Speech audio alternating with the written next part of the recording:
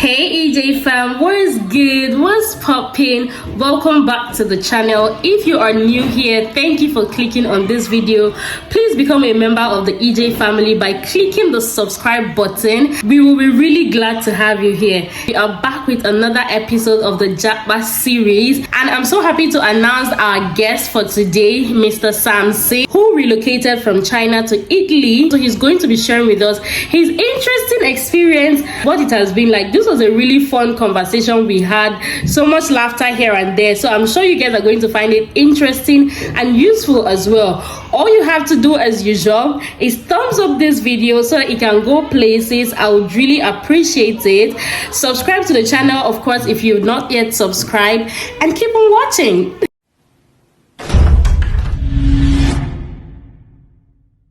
Today is also going to be an exciting one because I have in the house a very dear friend of mine and ours, actually mine and my husband's. I'm going to let him introduce himself in a while and we'll get to the questions. So, hello sir, can we meet you please?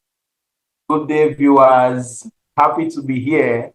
My name is Samson, and as you heard, I'm a close friend to Gloria and her husband. We've been together for a while now, and it's a pleasure to be here and to talk about life and experiences together. I mean, we can both learn one or two things from each other. Thank you for having me. Okay, so Mr. Samson, a little bit of background, please. Like, where are you from?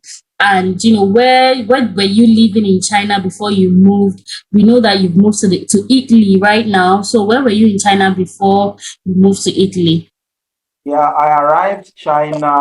I left. I'm from Nigeria. Finished 2018, and I left Nigeria that same 2018 to China for my master's in forestry.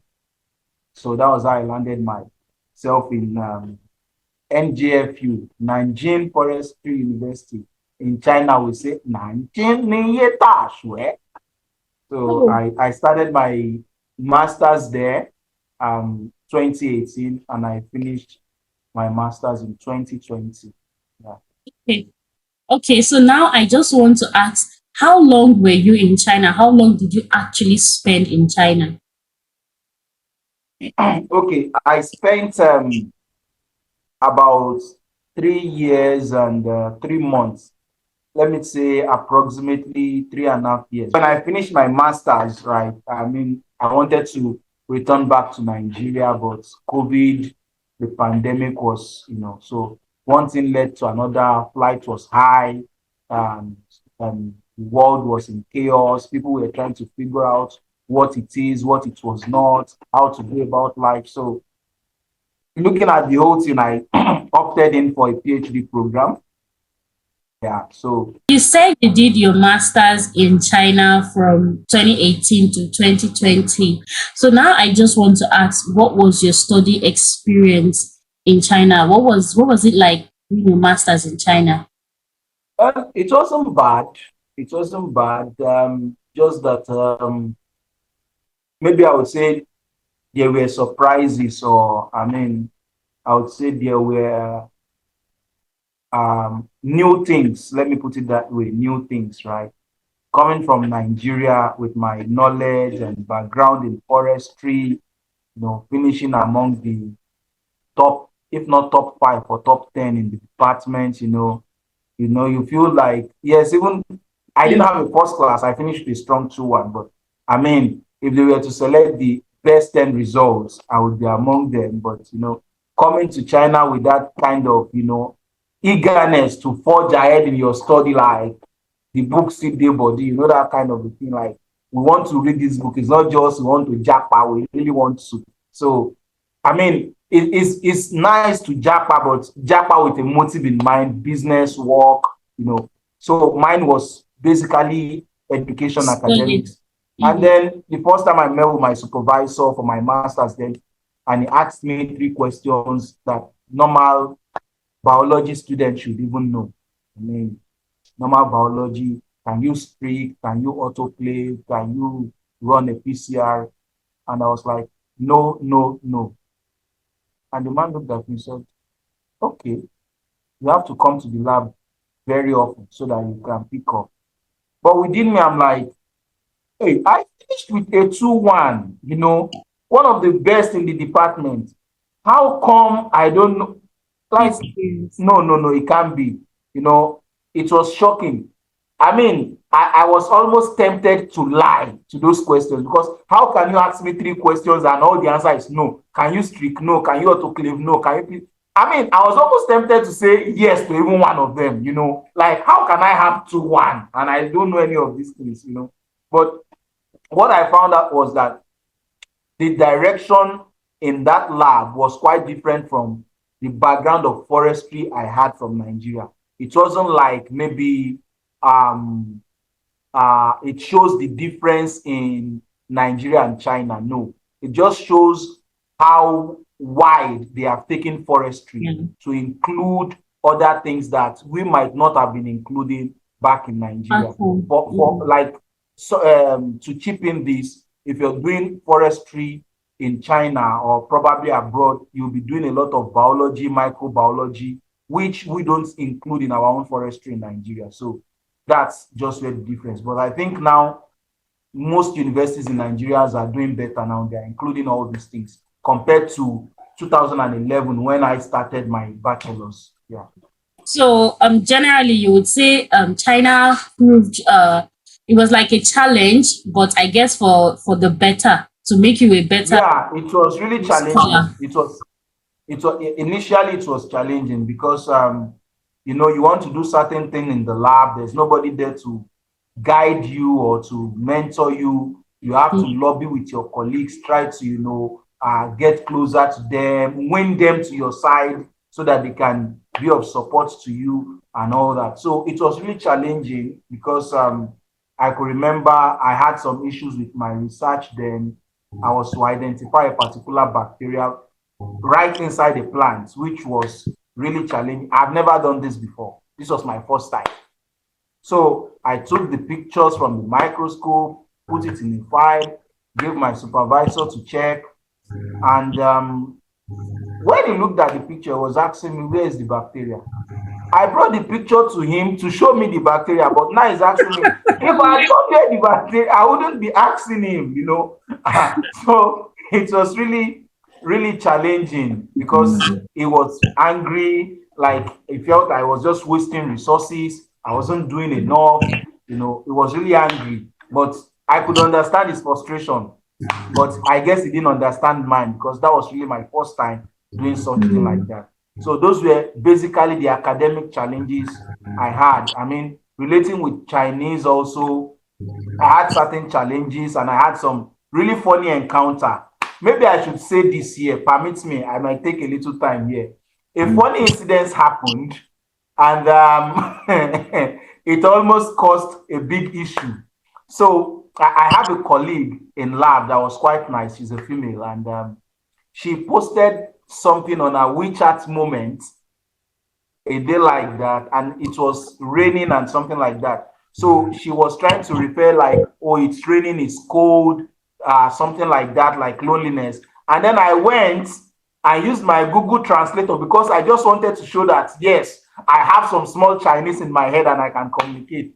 I went to my Google Translator and I typed, you can cover yourself with a blanket, just like I am doing in my room. And I translated it on Google and posted it in a comment. Next thing, she came to my inbox and she was like, go and delete your comment. Go and delete your comment. I was like, why should I delete it? Why? Why should I delete it? Have I done anything wrong? Then she gave me the translation of what I posted in Chinese to mean, go and cover yourself like the way we do together. So it was a serious issue. I immediately deleted. So those are some of the, the things I experienced on the social side now, outside lab. Yeah. The language barrier is always there. Very, very serious. So I guess it would also be important to say that if you want to like also have a good time studying in China, you need to actually learn the language.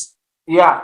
For me, I feel that with my experience so far, if you're going to any non-English speaking country, It's very important that even if you don't know the language before you get there, outside classroom, try to socialize with the people, try to relate, daily conversation. How much? How are you? What is this? I want this, you know. With that, you'll be able to pick up, because without it, it's a no-no. You can't really cope. So now I just want to ask, why did you decide to leave China? Why did you make that decision to leave? Okay, I left China because it was a tough decision actually. I left China. I already started my PhD. I think I was almost maybe my second year of my PhD, yeah, because I left 2022. So I got to a point whereby I had to rethink, you know, because the COVID, the effect of COVID was very serious.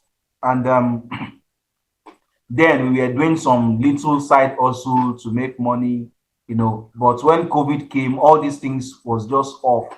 There was no financial support. I wasn't getting much from my supervisor. Psychologically, I wasn't okay. A lot of effects. So I told myself, you know, it's either I go back to my country or I find a place where I can make something for myself. So that was why I left China. That's a very short and straight to the point answer. And it kind of relates to one of the guests we've also had on the channel previously. He also was in a situation whereby he had started his PhD, but somehow the PhD was not PhD. And he had to also like abandon it and move. And I think it's important that you guys were able to see that, okay, this isn't really working the way I want to. Let me make a move. Let me do. So for my own case, let me mention this also. For my own case, I tried to play smart on one side, and on the other side, like I said, okay, when you step into the waters, right, and you find yourself half the ocean, you have a decision to do, either to run back or to continue. So if you go back, the journey you have made to that point becomes wasted. But if you continue, you also don't know what lies ahead. But you know you have attained something to the point where you are. So it's a function of, should I go back or should I continue? So because it was during COVID, universities permitted online studies. So you can carry on your study from wherever you are. So I tapped into that to pursue. So it wasn't like I abandoned my page like 100%. So I just put it pending and I continued like offline. You eventually moved to Italy, right? So why did you choose Italy? Why did you choose to move to Italy? I mean, there are dozens of countries that you could have moved to. Why Italy? What made me move to Italy was that I had two decisions. One was to go back to Nigeria, and the other was to find another country. Those were the two decisions I had. And sincerely, at that point, I've gotten to a point where I feel going back to Nigeria is not a bad idea. I mean, to so many people, we might not want to go back, but I see myself as an hustler, and I believe I can survive, I can weather the storm. Yeah. So I felt like I can go back to Nigeria. But because it was COVID, and within me, I was like, if China could be dealing with this, a whole China, what will Nigeria be dealing with? That was the first reality that struck me. Secondly, I'd achieved certain milestone academically. I've met with nice colleagues, people like Onome, we've collaborated, we've made, reasonable academic achievements in terms of publication. So if I go back to Nigeria, I told myself, will that be the end of that game? Will I start over? And even if I decide to start afresh, like maybe go back into the academics after I've been to Nigeria, it wouldn't be the same. Because if I go back to Nigeria, I know I'll be into pure hustling. So the knowledge gained might just go down the drain. I might not be able to pick up, accelerate as I was before. So I felt, no, it's not a good idea for me to go back to Nigeria. Let me find another place where I can still be within the academic system and keep improving myself academically. So that was why I moved to. So the opportunity I saw at that time, it was even a colleague of mine who gave me that opportunity. So I just grabbed it, and everything it was challenging, but it later worked out fine. Visa processing, it wasn't easy processing Okay. from China and all that. Yeah, we'll come to that in a bit. Maybe we'll just summarize the visa process. Yeah. But I want to know, the opportunity you got in Italy, was it for a master's, for a PhD? Was it Yeah, it was a master's program. Okay, It a was a master's program. and it was fully funded, though the money is not much. Yeah. The money Okay. is not a big money. It was Okay, so what you mean is that it's fully funded and there's like stipends, just like the stipend. tuition, stipend. In fact, I think I got about 500 euros for flight reimbursement. I think I got 500 euros for flight reimbursement. It's good. And this is a secret. My flight was not actually up to 500 Ah. So yeah, I mean, those are some of the things. Then also there was a kind of support from the department, my department in particular. Then, I mean, here in Italy, aside the scholarship from the university, the department decided, because they knew the scholarship was very small, like the stipend was really small. So the department decided to support also with additional funding.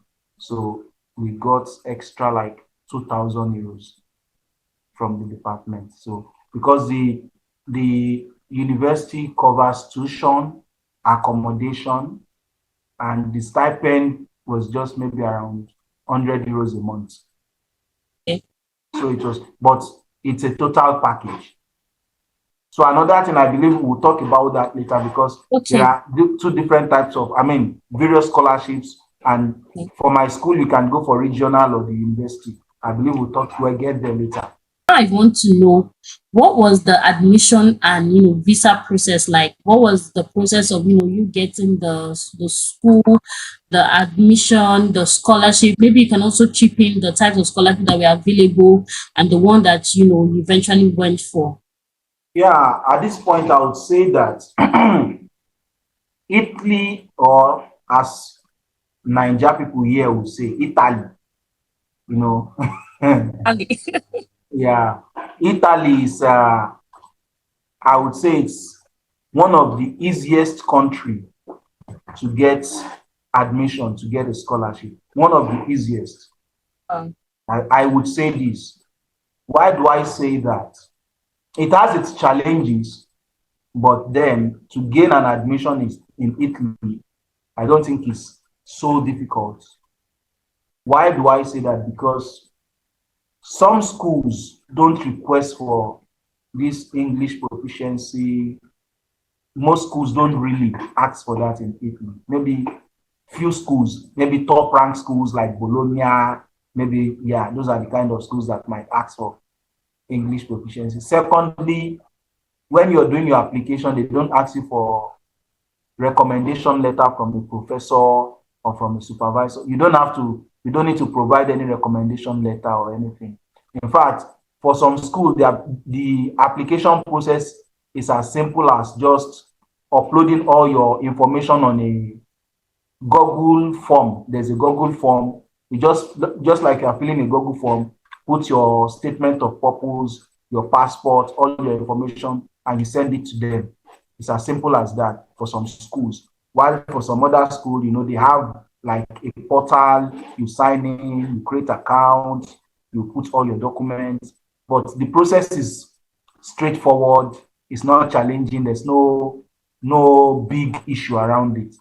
Now, where the challenge about Italy is when you get the admission, or when you get the admission. Because now, your O level, your BSc, you have to translate to Italian. First, you have to authenticate at Abuja. Ministry of Foreign Affairs and all this stuff. You have to do all that. You have, after you've done the authentication, then you do the translation. So that's where the stress is. Then also another thing that is stressful is that if you were born before 1992, you have to go and do affidavit from National Population Commission. So that's also stressful. So those are the places where you might find it challenging. Then another critical point that I think affects many people getting visa, because when you do the authentication at Abuja, you do the translation, everything, both the original and everything, you take it to the Italian embassy. There's what is called DOV. DOV is called Declaration of Value. So it means the embassy would evaluate your academic record based on Italian standard, and they will certify that you have met the Italian standard. So when you take it there, they will screen those documents before they accept it from you. If there is a slight difference in two signatures, they may render those documents useless and tell you to go and do it again. If there is a slight difference in your name, or maybe your father's name during the affidavit, or just something very minor, that document will not be accepted. And it means you have to book another appointment, you have to correct that error and come back again. So that's where the stress is. Another thing is, many people will say, oh, my document is fine, everything is fine, I wasn't granted visa. Bank statements, even if you get a scholarship, Italy still requires you provide a bank statement. Even if you have all the best scholarship in this world, you still need a bank statement. Now, for the bank statements, there are only two options. It's either you use your own bank statement, or you use the bank statement of either your father or your mother. Because if the bank statement you are using does not carry your son name, it's most likely you'll be denied visa. For the bank statement, is there a required sum of money that should be in the bank account? Yeah, there's a required sum of money. So if you're coming for a 2-year program, generally it is assumed that you need around 500 euros a month to survive in Italy. So you need, if you're doing a 2-year program, you need about 12,000 euros. You need an account statement of about 12,000 euros. It's not such a big money. Really? Yeah, 12,000 euros. What is it in RMB? Huh? How much is it in RMB? In RMB, it should be around 50,000 RMB or something around that. Maybe between 50, 60,000 RMB. Now, just give us a brief, info about what the admission, not the admission now, the visa process was like. So, like after admission, like how did you apply for the visa and all of that? So for me, I got the link, I applied, and they got back to me after, because I applied late. In fact, the stuff was about to close when I applied, maybe like 2 days to the deadline or so. That was when I applied. But luckily I got selected. And now the challenge I had was I was in China, and my document had to go to Abuja. So I had to use DHL to send my documents to Abuja, find someone to handle it, my transcript, my O-level, everything. Then I had to find someone to go to the Italian embassy in Nigeria for me with those documents for the DOV, because they don't do interview. Italia, you don't go for interview. Just submit your documents. Yeah. So I found someone, because like it's in 2 stages. The first stage is you do the DOV. That's after you've done the translation, you've done the authentication first at Abuja, then you do the translation, then you do the DOV. So after the DOV, if it's okay, they will give you a date to come back. So you go back, it's usually like a week or so. So you go back, they give you all your document back with another document in Italian that states you are okay. Now you then book another appointment for visa. So when you are booking another appointment for visa, you are going with your bank statements and all the documents you got from the DOB, your passport, every supporting document you can get. Even if you can get a court letter from sponsorship, or if you're using sponsorship, if you want to do that, down to reason why you even want to go and study. They can ask you to bring this like an SOP. So nobody is going to start reading all those things. You take it there, they give you a form, you fill that form, and you tick all the documents. You have to tick all the documents you have. So you tick all that and you put everything, you submit. So within 2 weeks. Sorry, excuse me. All of this is happening at the Italian embassy in Nigeria. The DOV, because my bachelor was in Nigeria. So the Italian embassy in Nigeria has to authenticate my O level and my bachelor that it is in compliance with Italian standard. So after I got that, they now DHL did to you back to China with DHL again. Okay. Then I took it to Italian embassy in Shanghai. All right. So when I got there, I tendered the bank statement that wasn't mine. I used someone's bank statement because I don't get money. So, so I mean, if I had money, why would I be leaving China? But the person has your surname. Yeah. So the person has a completely different surname. And the beautiful thing about Italian embassies is this, whether in Nigeria or in China, when you submit your documents, right, within 2 weeks, they will get back to you. And if there's any issue with your document, they will tell you, these are the issues we found with your documents. And for this reason, we might deny you the visa.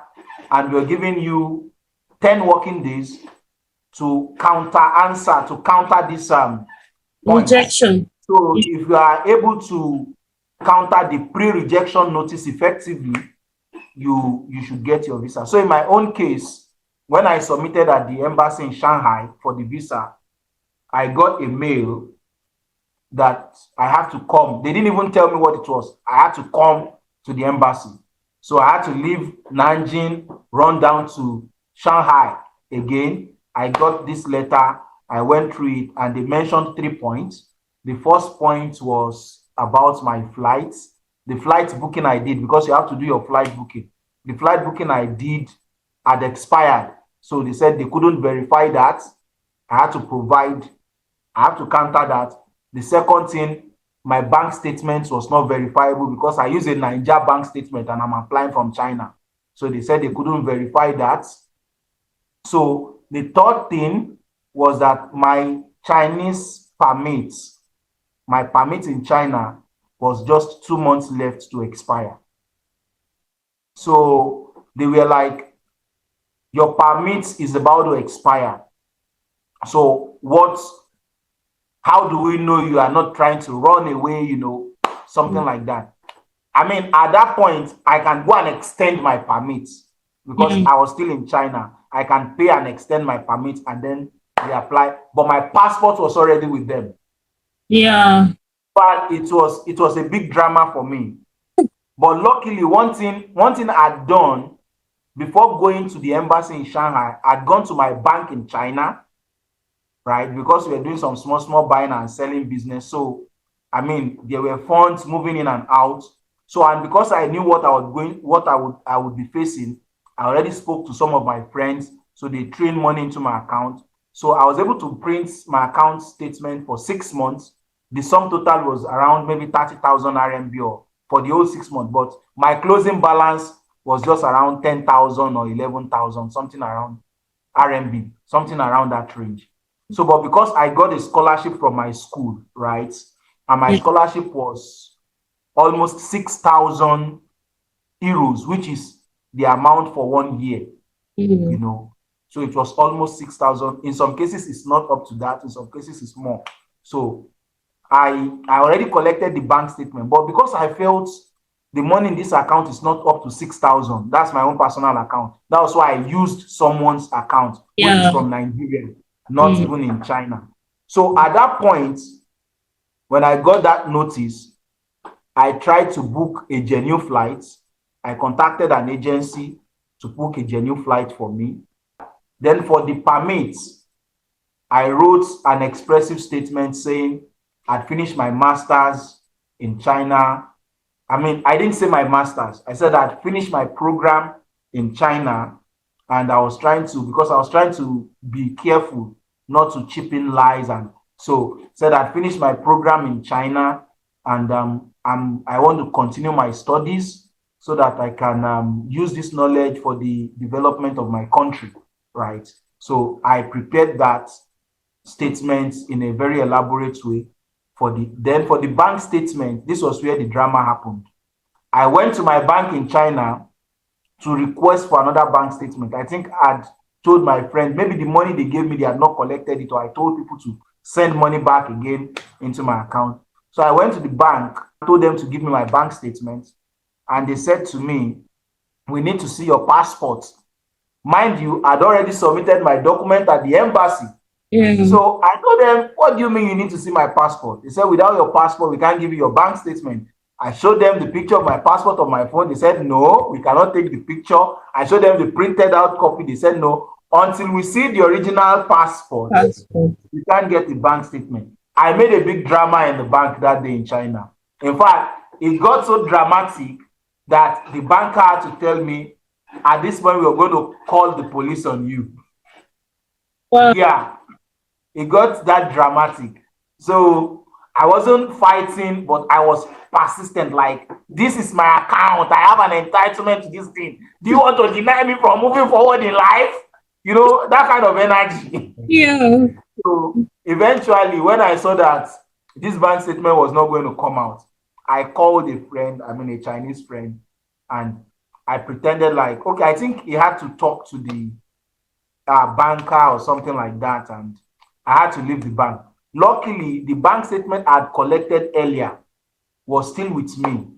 So I just decided to use that one, snap it, arrange it, couple it with prayer, couple it with the letter I had written, all the energy, all the anointing and everything.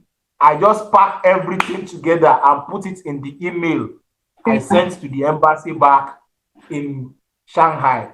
So, and at that point, I'd gotten to the peak. I'm like, it's either I get it or I don't get it. So, I'm living a kind of remote life, like, because when you've invested so much, all your money, everything you had, and you're like, if this thing fail, so I was just living like this. God, at this point, it is just you I need. Like, I don't have any other option. So, I think after about 2 weeks, maybe 2 weeks and a day, I just found the mail. Visa approved, visa D type approved, you know. And I mean, they had this system in China where you don't have to go back to the embassy. They will send your document, you can pay, they will send your document back to you. So they sent all my documents, everything was intact, the visa was there. I saw I could visit about 16 different countries with my visa, you know, all those things were just like, so I was so happy, right? Like, at last it paid off. So yeah, I had zero money. So I had to lean on friends, call this person, call this person. In fact, a friend of mine paid for my flight. It was when I got here, got money. I was just living on borrowed funds all through till I was able to get myself. So that's why you need good support system. Okay, amazing. I mean, just amazing, honestly. And I'm really enjoying that, you're giving us the details of how everything happened. I appreciate that. But now, talking about, okay, after all these things, you said you even had to borrow money for your flight. Now that you've been in Italy for how long? Approximately 1 year and some months. But let me know, how has life been in Italy so far? How has your program been going? Like, just a general. Well, generally, I would say it's not easy. Okay, let me about that from two angles: academically and socially. Okay. Academic wise, it's fine, no problem. Like, at least Italians don't like stress. They don't live a stressful life. So, in fact, when I came, because COVID was still roaming around the corner, COVID was still doing hide and seek, was still around the corner there. So, you had the opportunity to stay in your room and do your classes. I had a room to myself, no roommate, nothing, my bedroom, my kitchen. I mean, the dorm I was given, part of the scholarship. So the only thing is the share. So for classes, then the only thing with academic is their exam system might be quite different. Here they don't really do written exam. The exam is oral. You just go, you stand highest, they tell you to do a presentation, maybe pick a paper related to the course you have done. You come and give a presentation, or they set questions from what you have been taught, and they ask you this question and you answer. So it doesn't have to be written. Like most of the courses I did, maybe only one or two we did written. So it was oral, and right there and there they will give you a score. And here they don't score like over 100, it's over 30. So their score is, the maximum you can have is 30. So those are just the difference. So if you're not used to speaking, or you are timid, you are shy, it might affect, because you are not so you have to feel relaxed, and you don't know what the person will ask you. But You don't know where the question will come from. So you just have to be prepared. It's not a way of gambling. I go write written in my head. This one you can't write written in your head. I've once done an exam, and the lecturer stopped me and he said, "You cannot continue with this exam. You're not prepared enough. You have to come back to write this exam." Yeah. It doesn't mean you will fail. It doesn't mean you have a carryover. It just means that you have to come back to write that exam. Wait. He actually told you, okay, stop, go home and prepare, then come back. He told me because he was angry. The point was that he asked me a question that he had explained in class. Yeah. And he felt this question is really important to the course. It's very key to the course he was teaching. And personally for me, this question was not in the notes he gave us. He only said it in class. So because they record the classes, except I go and listen to that recording, that's when I can pick all that. And literally, as at that time, I was juggling between classes and writing paper for publication. So my 100% attention was not in the class. Yeah. So he was really angry. So the question he asked me, I answered oral, but he saw the doubt, and it was a graph. So he gave me a paper to draw the graph. So instead of drawing the right thing, I drew the reverse of the right thing. So he got angry. He was really pissed. His face just changed. And he was like, "You cannot continue. I have to stop you here. You have to come back for this exam."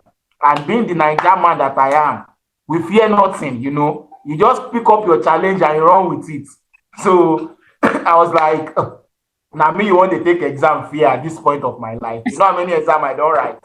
I beg, shift, Jerry. No, we to come back. We go come last. Now you go still pass me, because the thing is, they can't fail you here. Like, they can't fail you. So that's just the thing. They may ask you to come back and rewrite and all these things, but eventually they will still pass you. So I just picked a different date. So, and it doesn't affect your grade. It's not like your GP will drop or no. Because social aspects, people have this mindset that, oh, when I go abroad, I will find side hustle, I will see job, this kind of thing. Maybe I will see one fine babe, all this kind of a thing. No, man. So for the job aspect, it's almost zero. Almost zero. Side hustle, it's not like US, Canada, UK, where you find why the language is already one barrier. So if you are coming new, you can't speak the language, you are already like 80% short. Disadvantage, exactly. So, and even if you know the language, the jobs you can do as a student are not so much. There are basically two jobs people do, like side hustle in Italy. It's either you are into delivery or you are doing farm job, maybe during harvesting and all that. So, and even for you to do the delivery, you must understand Italian. So, and if you want to do delivery, you need your own bike. Nobody will give you bike. And the terrain in my area is not a terrain you can be riding bicycle. You have up slope, down slope. Yeah, in those Italian movies, you will see that their terrain is not straight. Exactly. They don't have that smooth terrain. So if you want to do that kind of a delivery, you need I think it's an electric bike. So which is also expensive here. So that's on the work side. But if you are not extravagant in your spending, I believe the little they give you should be enough. Why do I say that? You are not paying for accommodation, you are not paying electricity, you are not paying water, you are not paying gas, you are not paying any of this as a student. So, and in Europe, the most expensive thing is apartment accommodation. If accommodation is out of your headache, you are good to go. Share na food, you will survive now. How much do you want to use to eat? If you don't buy one bottle of tomato paste, €1, buy rice 2 kg, maybe 2 point something euro, you fix yourself something to eat. Sometimes there are events whereby you can even get food, and there are apps you can use to get things cheaper also. So all those things, if you put them together, you can get food.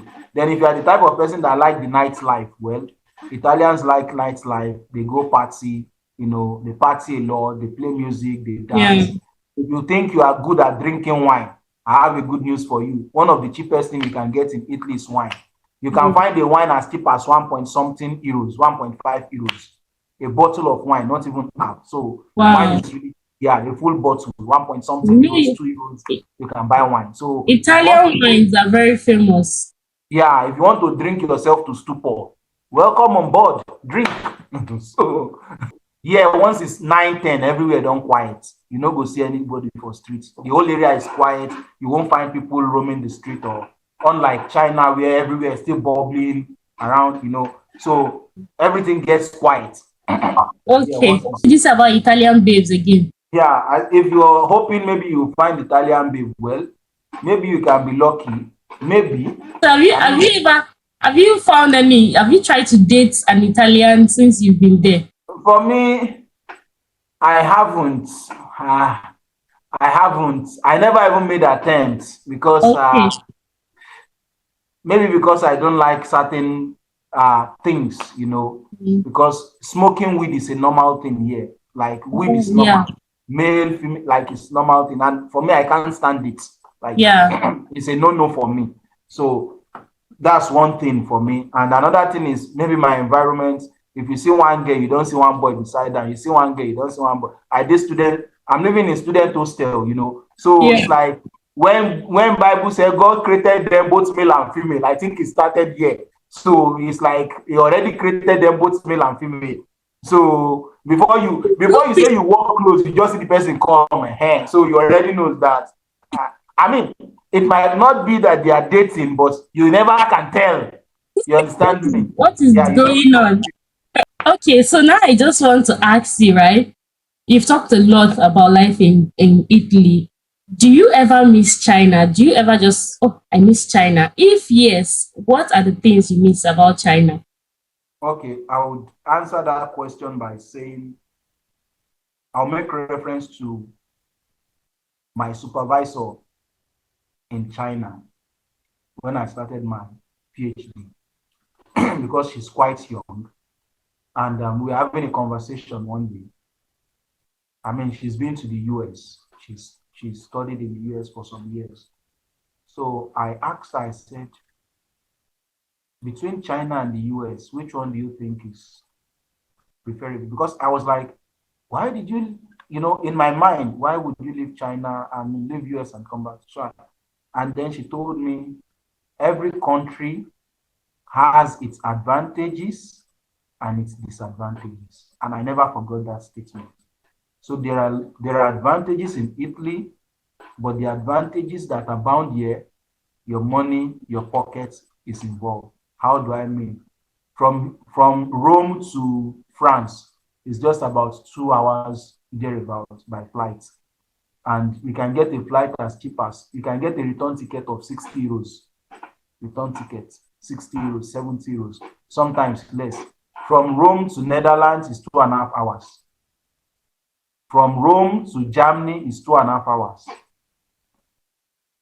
So you can tour if you want to tour. Yeah, From if you're here a to travel maybe Estonia is person. around 4 hours. So you can travel. So those are the advantage, So you can see places. But when it comes to buying stuff, the moment you go to electronics, clothing, bags, shoes, jewelry, then your pockets, those things are really expensive. My friend and I went out on a particular occasion, and we were just joking and teasing. So we saw a shop where they sell ring. So it was like, make I even check. Let me check how much they sell ring, so that if I want to propose to one babe, I will come and, you see, immediately he put his head to look at the ring. The way he put the head is the way he brought the head back. So when he was seeing, I think that ring was around 3,000 something euros. Wow. I could remember a cousin of mine in Nigeria was saying, "Oh, I learned Italian suits are good. Help me check out for Italian suits." So I just went to, I mean, you know, boutique, things are expensive in boutique, right? But this boutique is just suits boutique, only suits. They don't sell anything there. So I was like, at all, if you go even expensive, Abba now, enough expensive, pass normal price. I entered the boutique. I asked, I saw one fine, nice suit. I asked the man, how much? The man say, 2,500. I say, I first lost. I don't even remember the number. I just lost. I got to look the man like say he was talking in something different. He had to pick a paper and write it. Immediately I saw the value. I just started nodding my head and I was leaving the store. 2,500 euros for suit? Where is my China? That money will buy me more than 10 suits, good ones. So those are some of the challenges here. So those are things that you miss about China. You miss buying cheap I goods. mean buying cheap stuff, right? You can buy maybe USB or earphone in China, even if it may not last long, at least it will still use 6 months. Yeah, but I So, feel like China things but actually they are even the ones that last longer, they are not expensive. Yeah, if you want yeah. to buy ordinary earpiece, start from 10 euros, 15 euros. Ordinary if your charger is spoiled, you go almost dey cry. You just want to cry if your charger gets spoiled because you know that charger you are going to buy. Ordinary charger head, you are buying 5 euro, 10 euro, charger head. No cord though, just the head alone. So you can imagine. And it's not like you are working to balance it. You are not working. So those are the challenging parts. Like things are quite expensive in Italy. Mhm. And it's not only in Italy, it's generally about Europe. Because I think, especially for Italy, personally, I think there are a lot of imported goods in terms of clothing and all these things. So I think they import because personally, I don't see much of production here. They produce, but not, I mean, the things, wine, olive oil, these are the common things we know as Italian product. They are good into agriculture also. Yeah. So the things I miss about China, I think I also miss some of my friends. I mean, people I've met. I miss some nice outing, going to the lake and seeing the beautiful life. All these old women dancing by the roadside in the night, doing that. Who You know, would have thought? Who would have thought that you miss these things? I'm sure when you're in China, you just like, oh, I've seen I them mean, before. I was never interested in them, but just passing by, seeing them, I look at them, I'm like, oh, I think these people are jobless. This is why they are doing all these things. Yeah, But now, you know, but now, if yeah. I just have a flashback, all those, good moments, because there are good times, there are bad times, right? So those are some of the things I know during Christmas. I know if I'm in China, there's a family I will go to go and eat. At least if I not go Christmas, I will go New Year. I know that one. There's always that gathering. So yes, like you are just on your own, you do your thing by yourself. All your colleagues who are struggling to fix life. So Yeah, does it mean there really isn't a lot of community, like especially for like black people? Are there active black communities? the thing is, there are a lot of black people here in Italy. I mean, you can hardly go out one day without spotting a black person. Yeah, in Italy. Okay. Yeah, a lot of them. But the point is, you want to be careful relating with them because you don't know who is who. You don't know what how they got in. Yeah. Probably so you want to stay within the safe boundaries because there are a lot of people coming in from Mediterranean Sea and all. Some don't have paper, some are trying to figure out their way. That is how best they know. And some Yeah. of them get involved in shitty deals. They get involved in dangerous, Things. and things, and you don't want to be Yeah. caught in the web. So because of that, I mean, there's a junction close to my place. If I go there now, you meet black people, a lot of them. And I can tell you between 50 to 80% of those black people are Nigerian. So you find them there. So, but you want to be careful. So in relating and dealing with people like that. So, and personally for me, because I'm not so Right. social. Yeah. So in fact, if it was to be some people here, they would have been to Rome like 5 times. They would have been to this.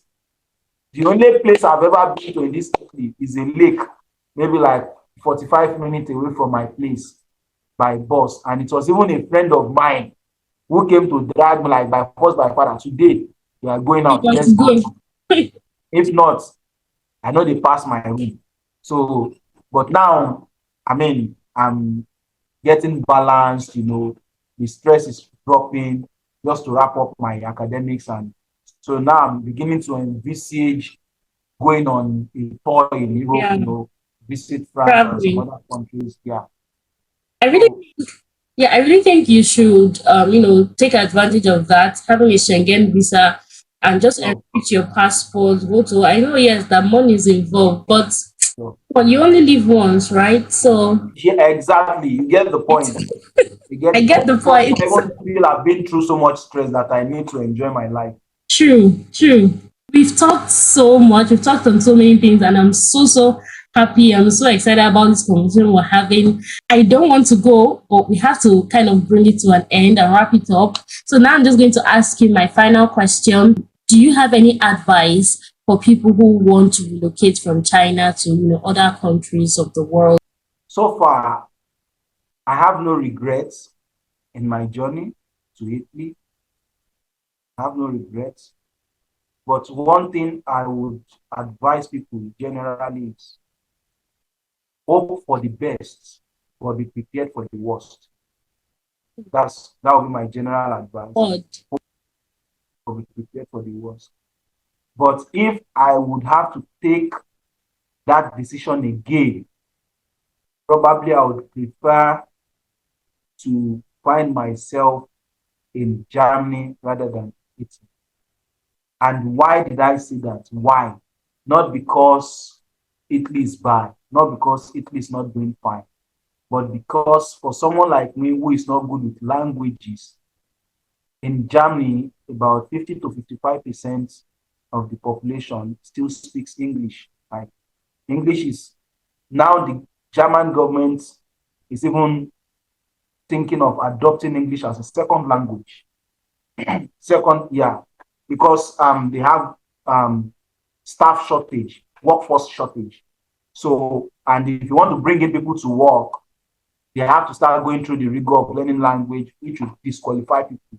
So, but if English becomes an official language approved by the government, it opens the labor market for more people. So another reason why I think I would like Germany is because side hustle is sure. Even as a student, there are a lot of side hustle in Germany.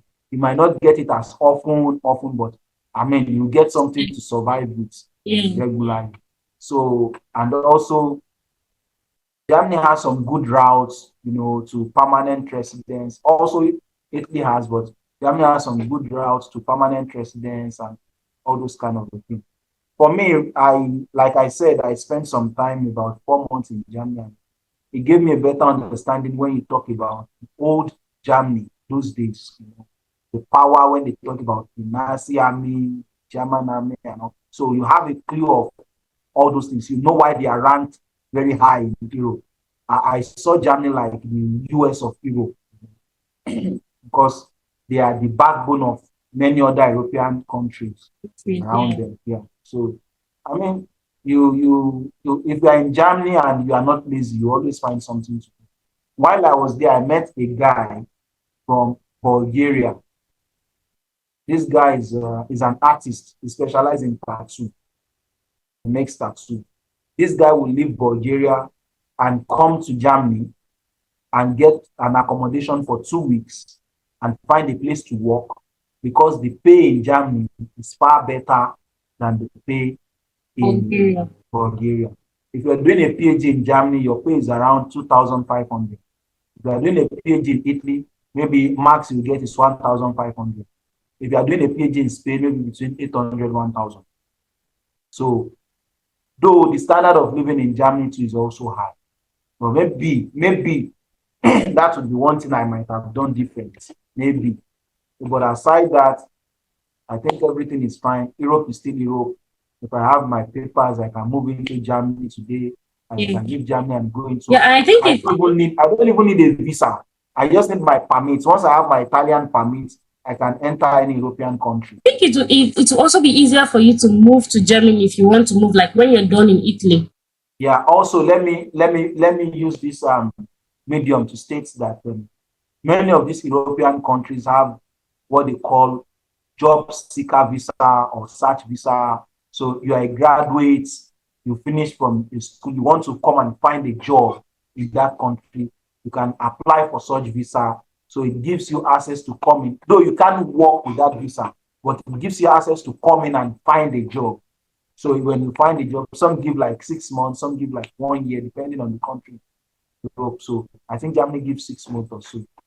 So if you get it, you can come in and then you can find a job and live your life from there. So that's just it. So generally, Europe is fine. Europe is okay. Okay, so and your advice for anyone who is relocating is hope for the best, but be prepared for the Then worst. for the worst, yeah. Thank you very, very much, Mr. Samson. You guys, today it's been a long conversation, but it's been very interesting every step of the way. And we just want to use this opportunity to say thank you so much, Mr. Samson, for coming on the channel and for for this conversation that we've had and for all the important information that you've dropped. I'm sure a lot of people will find this video helpful, and it's all thanks to you. So thank you so much. You're And welcome. The pleasure is mine. And thank you guys also for watching. If you watched up to this point, then please thumbs up this video because it will help you to do better. And also subscribe to the channel if this is your first time here. We are happy to have you. This is a happy place to be in, and we have many more interesting content coming your way. So I hope that I will see you in our next upload. Till next time, stay blessed and bye-bye.